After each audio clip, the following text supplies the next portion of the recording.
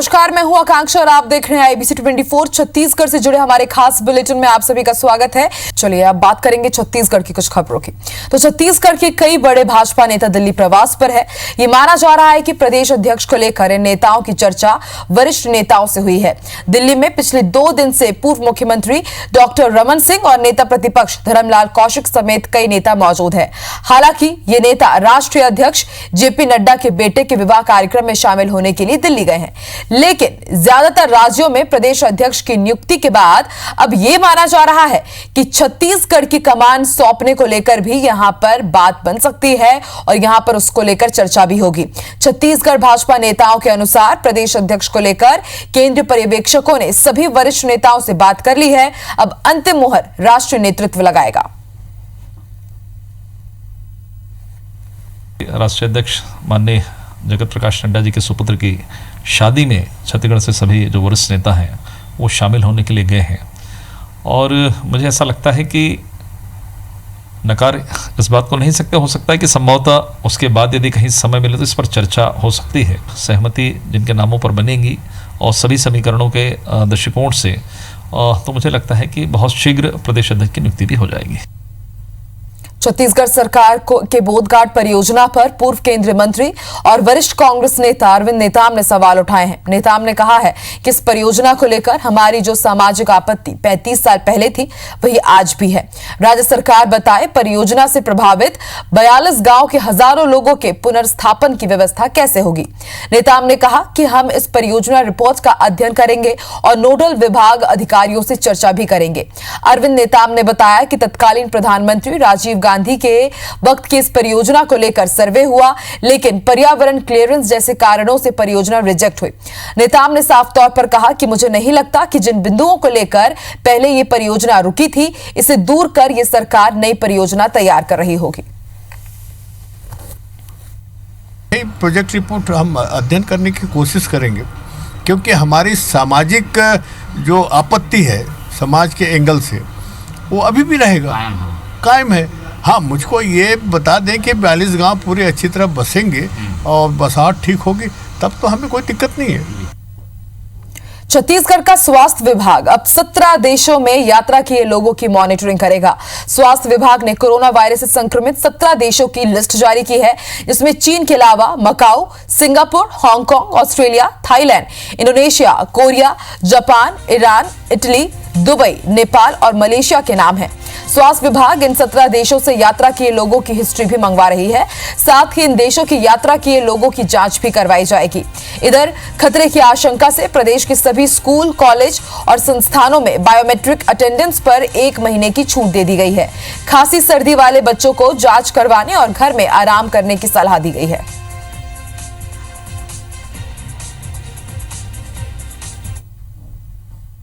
Corona virus के चलते राज्य सरकार ने सभी सार्वजनिक कार्यक्रम रद्द कर दिए हैं। मुख्यमंत्री भूपेश बघेल के बाद अब राज्य के सभी मंत्री होली मिलन के किसी भी कार्यक्रम में शामिल नहीं होंगे। मंत्री रविंद्र चौबे ने बताया कि कोरोना वायरस से पूरी दुनिया चिंतित है। मुख्यमंत्री ने होली मिलन समारोह में शामिल नहीं होने की बात कही है। ऐसे में सभी मंत्रियों ने भी ये निर्णय लिया है कि होली मिलन कार्यक्रम में शामिल नहीं होंगे। वहीं ओलावृष्टि से फसल नुकसान पर मंत्री चौबे ने कहा कि अगर जरूरत पड़ी तो राहत राशि बढ़ाई जाएगी। मुझे ऐसा लगता है कि केवल माननीय मुख्यमंत्री जी की बात नहीं है, हम लोग भी इसी प्रकार निर्णय ले रहे हैं कि इस साल कोरोना वायरस को देखते हुए सबको होली जैसी बड़ी भीड़ भाड़ वाले कार्यक्रमों से बचना चाहिए। इसलिए किसी भी होली के कार्यक्रम में हम लोग भी शामिल नहीं होंगे। बस्तर में हमेशा त्योहार होते रहता है, गोटुल मेला मंडई। इस समय भारत सरकार से और छत्तीसगढ़ सरकार भी चिंतित है, इसलिए इसको दूर रहना चाहिए। हम भी दूर रहेंगे। केंद्र सरकार की तरफ से शनिवार को जन औषधि दिवस के रूप में मनाया गया। इस कार्यक्रम के तहत पीएम नरेंद्र मोदी ने वीडियो कॉन्फ्रेंस के जरिए देश के अलग अलग शहरों में बनाए गए जन औषधि केंद्र में लाभार्थियों से बात की। रायपुर में भी जन औषधि केंद्र बनाया गया है, जहां पर आज पीएम मोदी का वीडियो कॉन्फ्रेंस के जरिए संवाद का सीधा प्रसारण किया गया। इस कार्यक्रम में लाभार्थियों के अलावा बड़ी संख्या में भाजपा कार्यकर्ता और नेता भी शामिल हुए। इस दिवस के अवसर पर लाभार्थियों से हुई बात के दौरान पीएम मोदी ने इस योजना को और भी आगे बढ़ाने की बात कही है।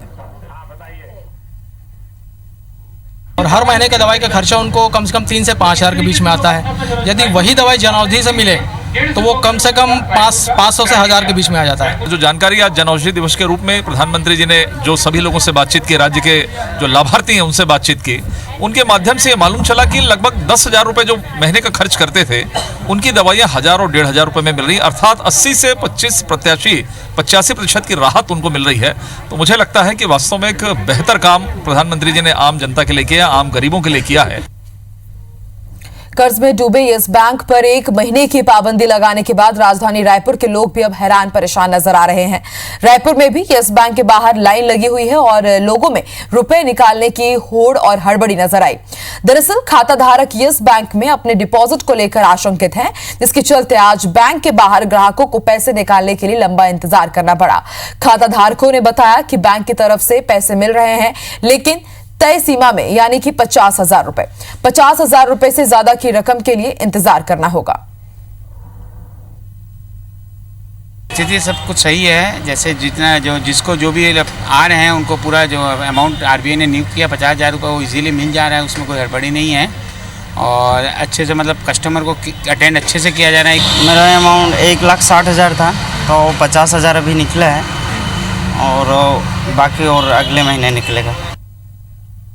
बिलासपुर में नसबंदी कांड से हुई मौतों को लेकर फोरम फॉर फास्ट जस्टिस ने नया दावा किया है। फोरम के राष्ट्रीय संयोजक का कहना है कि नसबंदी कांड के बाद महिलाओं की मौत सिप्रोसिन दवा से नहीं बल्कि सेप्टिसीमिया और सेफ्टी शॉप संक्रमण से हुई है। उन्होंने सरकार पर आरोपियों को बचाने का आरोप भी लगाया है। उन्होंने बताया कि सबसे बड़ी गलती यह रही कि शिविर कोटा में आयोजित होने की जगह इसे पिंडारी के बंद पड़े नेमीचंद जैन हॉस्पिटल में करा दिया गया। यहां हुई नसबंदी में 13 महिलाओं की मौत हो गई। इस मामले में तत्कालीन सीएमएचओ की भूमिका को जांच के दायरे में नहीं लिया गया। संयोजक ने घटना के लिए तत्कालीन सीएमएचओ को जिम्मेदार बताया है, साथ ही मामले की फिर से जांच कराने और दोषियों को कड़ी सजा देने की मांग भी की है।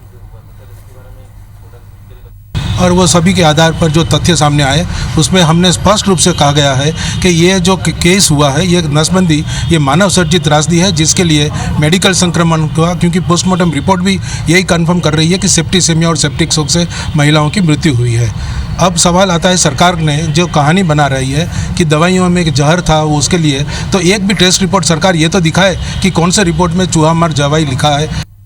बलरामपुर जिले के राजपुर थाना क्षेत्र के ग्राम पंचायत झिंगो में उर्सुलाइन मिशन स्कूल की छत गिरने के मामले में पुलिस विभाग और जिला प्रशासन ने सख्ती दिखाई है।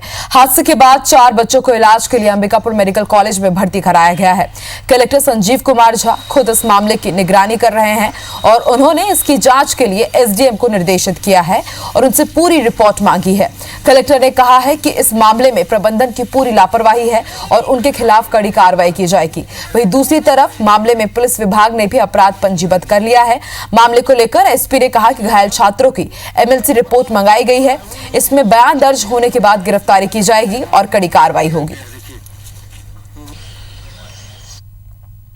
सबसे पहली प्राथमिकता तो ये है कि बच्चों का अच्छा इलाज हो जाए और उसमें बच्चों को इलाज को लगातार जिला शिक्षा अधिकारी के माध्यम से मॉनिटरिंग किया जा रहा है। दूसरा ये है कि इनकी स्कूल की लापरवाही है, किस स्तर की लापरवाही है, इसको जांच करने के लिए एसडीएम को निर्देशित किया गया है। ऐसी नुकसानदेह चीजें छप्पर के गिरने से बच्चों को चोटें आई थी, उसमें धारा 288, 337 लापरवाही का अपराध पंजीबद्ध किया गया है। स्कूल प्रबंधन एवं जो निर्माण एजेंसी है उनके खिलाफ और पुलिस इसमें विधिवत जांच कर रही है।